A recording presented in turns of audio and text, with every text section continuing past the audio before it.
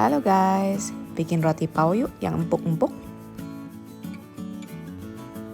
Nah, kali ini aku bikin adonan pao dengan menggunakan metode Yudan. Ini hasilnya empuk banget guys, tuh lihat.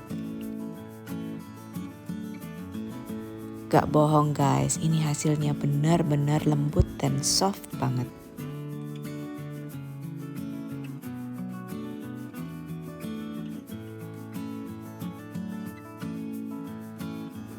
Dan pas disobek tuh serat halusnya langsung unjuk gigi. Tuh lihat tuh.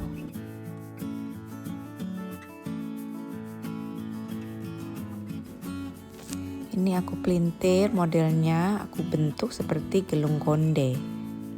Tuh lihat, lucu ya.